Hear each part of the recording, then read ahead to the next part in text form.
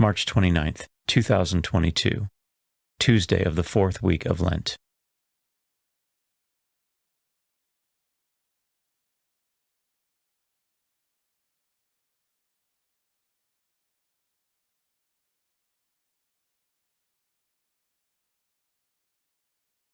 A reading from the book of the prophet Ezekiel.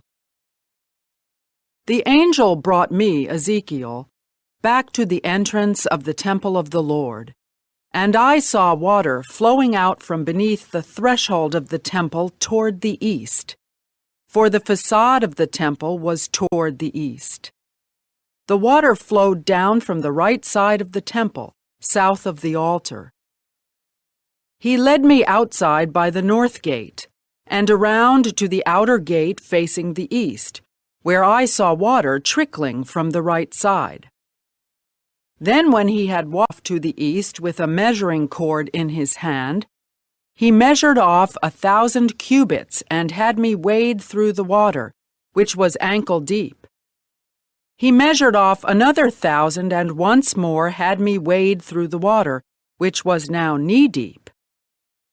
Again he measured off 1,000 and had me wade. The water was up to my waist.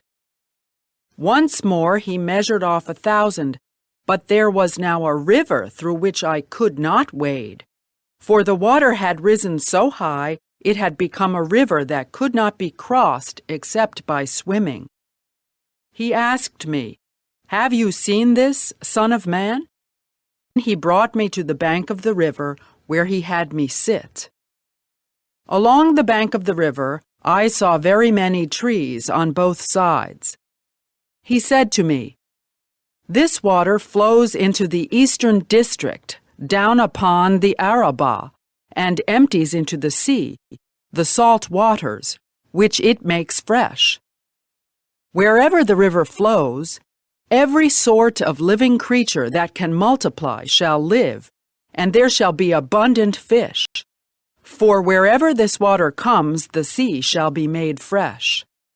Along both banks of the river, fruit trees of every kind shall grow. Their leaves shall not fade, nor their fruit fail. Every month they shall bear fresh fruit, for they shall be watered by the flow from the sanctuary. Their fruit shall serve for food, and their leaves for medicine." The word of the Lord. The response is, "The Lord of hosts is with us. Our stronghold is the God of Jacob." God is our refuge and our strength, an ever-present help in distress. Therefore we fear not, though the earth be shaken, and mountains plunge into the depths of the sea. The Lord of hosts is with us. Our stronghold is the God of Jacob. There is a stream whose runlets gladden the city of God, the holy dwelling of the Most High. God is in its midst, it shall not be disturbed. God will help it at the break of dawn. The Lord of hosts is with us. Our stronghold is the God of Jacob. The Lord of hosts is with us. Our stronghold is the God of Jacob. Come, behold the deeds of the Lord, the astounding things he has wrought on earth. The Lord of hosts is with us. Our stronghold is the God of Jacob.